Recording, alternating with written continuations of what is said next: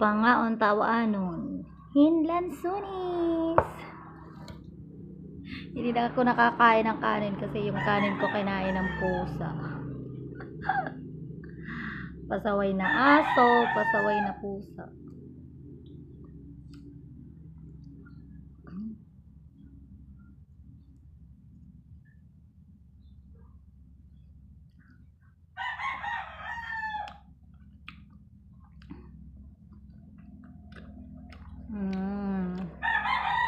Tamis. Nakatakas kasi yung aso ko. Natatakot yung mga tao pag nakatakas si Croaky. Kasi nga, matapang. Tsaka yung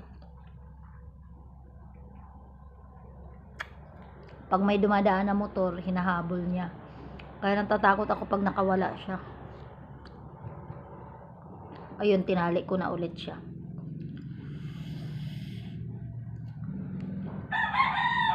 Yung pusa, yung si Piyong yun.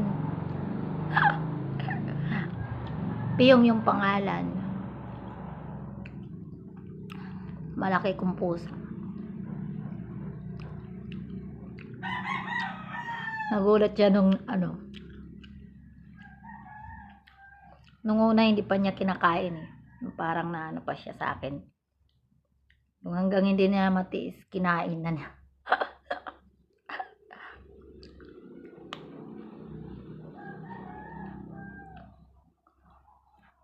Tamis. Tig 40 yung kilo. Sobrang mura. 40 pesos. Matamis pa. Kroke! Didala ikaw, Kroke, ah!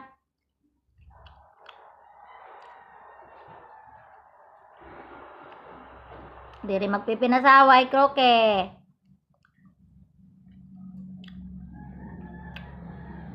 Yung aso ko, galing pa yan Mindanao. Dinala namin dito. Baby pa yan. Dinala ko dito. Mga, pa lang, mga 3 months. Dinala ko siya dito. Ngayon malaki na siya. May halo kasi yan siya, Dalshan.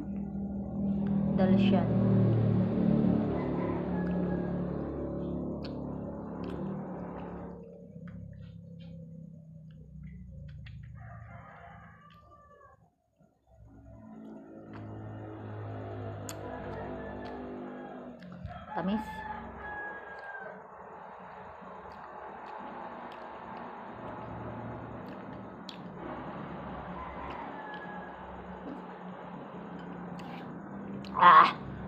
Nakagat ko yung liso.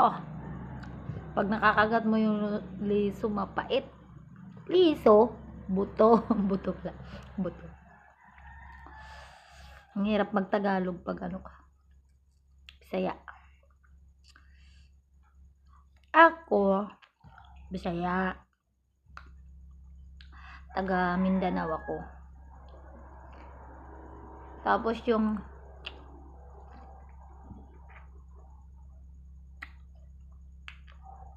boyfriend ko taga Leyte, Waray. Kaya marunong ako magwaray.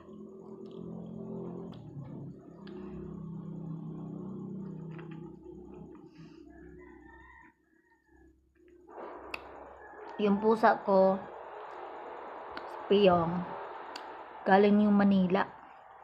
Galing yung Quezon City. Umuwi kami Mindanao, galing kami Manila. Dinala namin siya sa Mindanao. Laki ng pamasahe, 900. Tapos kukuha pa ako ng permit, tapos kumuha pa ako ng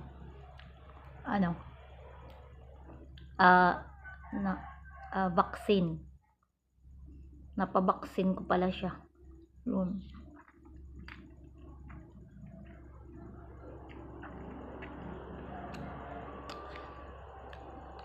Tapos, galing Mindanao, doon ko nakilala si Croaky. Kinuha ko, inampun ko, dinala ko din dito sa Leyte. Dalawa na sila.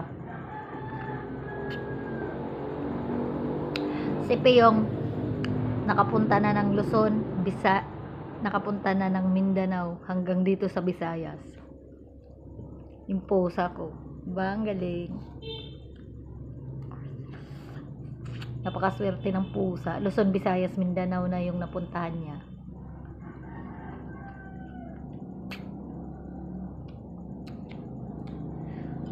Hindi ko kasi siya maiwan-iwan talaga. Kasi pag iniiwan ko siya, sobrang sakit.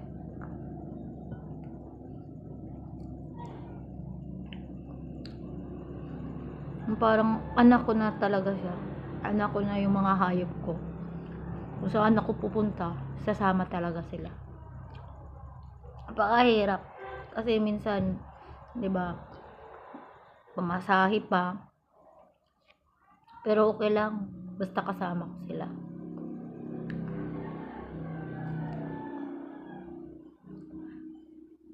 Hindi ko kasi sila kayang iwan.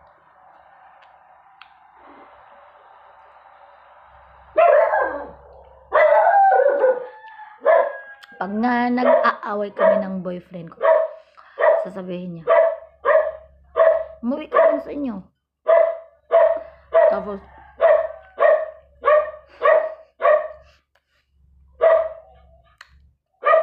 isama mo si Piyong tsaka si Croaky. Diba? Isasama ko daw si Piyong tsaka si Croaky. Kasi pag hindi ko daw isasama, maalala niya ako dun sa pusa tsaka aso. Para daw wala na siyang iisipin.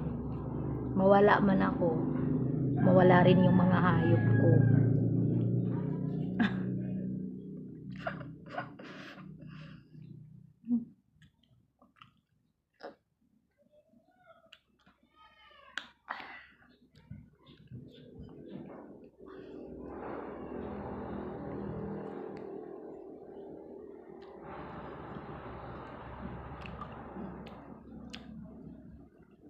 Gusto ko magtanim nito. Kasi walang mapagtaniman. Marami akong usually tanim. Marami akong tanim gulay, bulaklak, puno, kunti lang. Pero gusto ko to Isa rin to sa mga paborito kong prutas. Namumunga kasi to hanggang ugat. Puno hanggang ugat.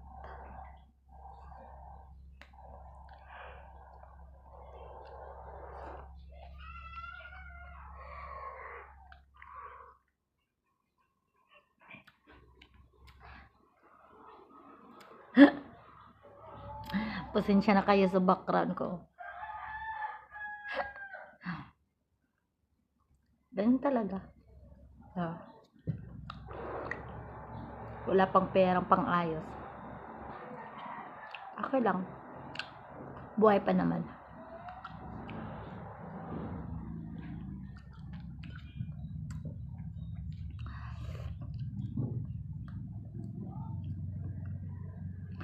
Usually gusto ko talaga yung ipaayos.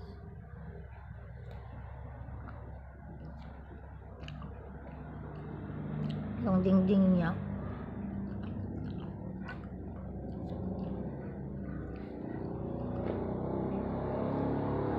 Ayan. Ayan.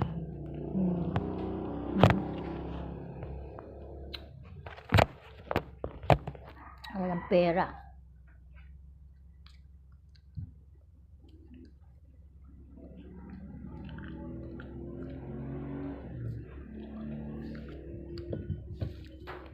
Kunti na lang.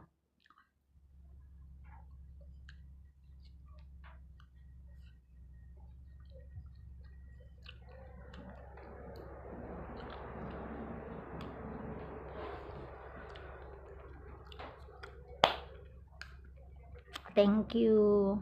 Thank you sa panonood.